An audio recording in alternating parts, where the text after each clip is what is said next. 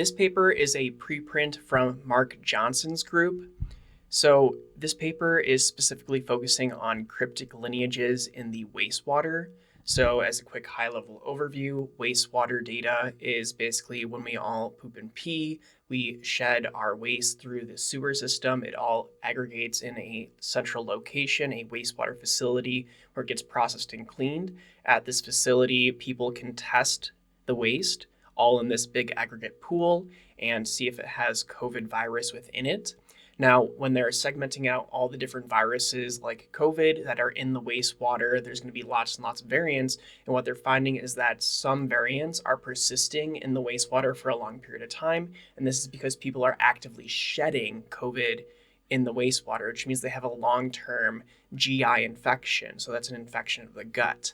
And that means that they're continuing to shed it for long periods. And that's why it's called cryptic, because it's sort of just like lingering in the shadows and sitting there for a long, long period of time. And they're a very interesting group of people because this is likely going to be long COVID individuals that are shedding COVID in the wastewater through their guts for a very long period of time. And this is typically for several years that they're seeing this over and over and over again, sometimes continuously, and then sometimes it's going to be there for a while, go away for a while, and then be back for a while. So that would be like a rebound type of infectious shedding. So as I mentioned, this is likely in long COVID individuals that predominantly have some GI problems, GI long COVID. So if you have long COVID, and are experiencing GI issues, they're performing a study, Marc Johnson's group, to specifically look at stool samples from these people to see if they can match that to cryptic lineages that have been showing up again and again over time. So this is the email if you're interested in that. That's gicovidstudy@missouri.edu, or you can call the phone number 573-884-5159. Now, let's dive further into this paper. So, beginning in early 2021, they started identifying these cryptic lineages in the sewer sheds.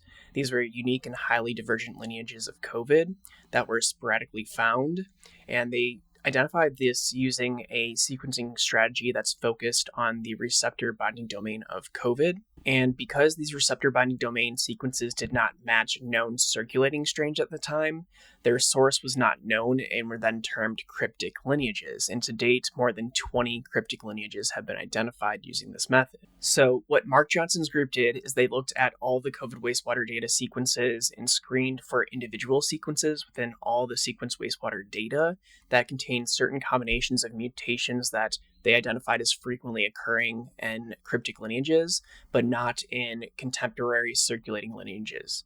So they seem to all sort of converge into certain types of mutations in the cryptic lineages, and they just looked for those specific sequences and said, if they're this and they're also not currently circulating variants, so like right now, that would be something like KP2 or LP8.1. So if it's not those, but it has these types of sequences in the genetic code, then we're going to identify these as a cryptic lineage. And doing this method, they found 18 cryptic lineages, 12 of which were not previously reported, so they identified 12 additional ones. Where, for me, the most interesting finding of this paper is right here, where they say, surprisingly, 7 of the mutations that they identified as cryptic lineages were reversions to sequences that were highly conserved in SARS-CoV-2-related bat Sarbecoviruses. So if we look it up here, Sarbecovirus is a form of beta coronavirus, which is predominantly found in bats. And what was in the Wuhan market in the Hubei province, well, they were selling bat guano for fertilizer, and they were selling bats for cooking, and there was also bats in the nearby area. So there is a high likelihood and incidence of zoonotic spillover. This is when you have animals and humans intermingling in the same type of environment, where it's very easy for a virus to make a jump due to frequent contact between the animal and the people. And so because of this, the Hubei province in Wuhan, it had this is like the way that it happened. It's not a lab leak. It was literally bats. It was freaking bats. So we have even more evidence now with this paper because if something is, if a virus is related a certain way, and then it mutates and jumps in humans. And then if it's lingering in humans similarly to how it would linger in bats, which is in their intestines and their guts, so the bats would have it in their guts. It would basically, the guano would come out, and that's how the person would likely get infected with it if it had jumped somehow to a respiratory component between the guano and the people interacting with it. So that's how it could pass from the bats to the human. But then if it sits in the human in a similar environment, our guts, our intestines, and it then is able to sit there for a long period of time, it has this propensity, it looks like, to back evolve into the Sarbecovirus of bats, which is even more evidence saying that, yes, this is a zoonotic spillover event that came from bats, because in our long COVID patients where it's having a long-term interaction with their intestines, it's actually back evolving into this bat Sarbecovirus. So this is even more evidence of this fact. And what I just told you is what this line means right here, where the apparent reversion to bat Sarbecovirus sequences suggests that SARS-CoV-2, the coronavirus, COVID-19, its adaptation to replicate efficiently in respiratory tissues must have preceded the COVID-19 pandemic, meaning that this is something that was probably going back and forth for a while between the bats and the people that were in that location, in that region.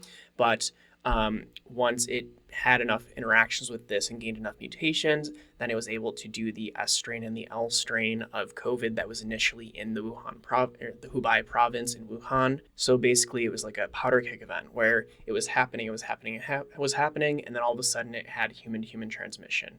So it developed this respiratory efficacy, meaning that it was a build-up event. It wasn't just a huge fluke, one-off, made in a laboratory and spread to people everywhere, meaning that this paper is even more evidence to the theory that, yes, it is a zoonotic spillover. Any respectable scientist and researcher is going to tell you that. Anyone that is telling you otherwise is just full of nonsense. Now, looping back, Marc Johnson's group began tracking COVID lineages in wastewater in early 2021, and in March of 2021, they found their first cryptic lineage. And this was a term they came up with later. So what they first observed is that a single lineage was appearing repeatedly within a single sugar shed. And this cryptic lineage derived from a lineage that stopped circulating earlier in 2021. So it was a lineage that kept showing up in the wastewater, meaning it was being actively shed, meaning a person was actively infected with this virus, but it was something that was circulating a long time ago, not now. So it's very unlikely that they would have got this infection recently, but they would have had it a while back. And it's because of this that cryptic lineages are believed to be derived from individuals with very long SARS-CoV-2 infections, aka people with long COVID. One such example is the Ohio cryptic lineage that persisted until June 2023 before disappearing. This person was dubbed the Ohio Pooper, where this person's cryptic lineage kept being found within 40 miles apart at different sewer sheds, meaning that the person was moving around back and forth between two locations. But interestingly, the Ohio cryptic lineage did not remain static over a 9-month period. It would be present, would go away for a little bit, would be present again, that type of thing. So sort of cyclic in nature.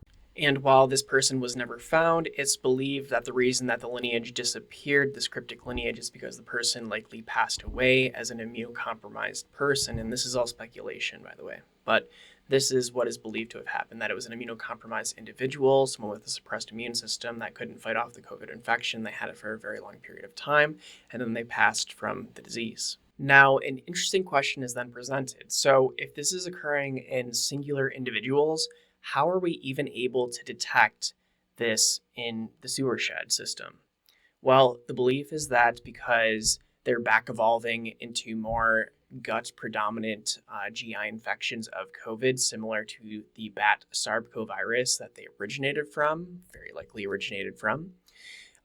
This means that the virus is going to be consistently shedding at very, very high levels in those individuals.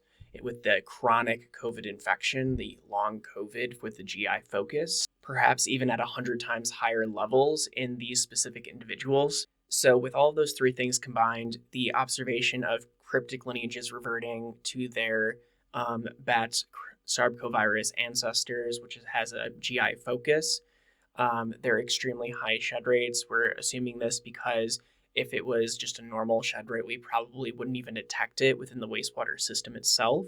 So high shed rates, back evolving to a GI-focused virus within these people that have it for a very long period of time with long COVID.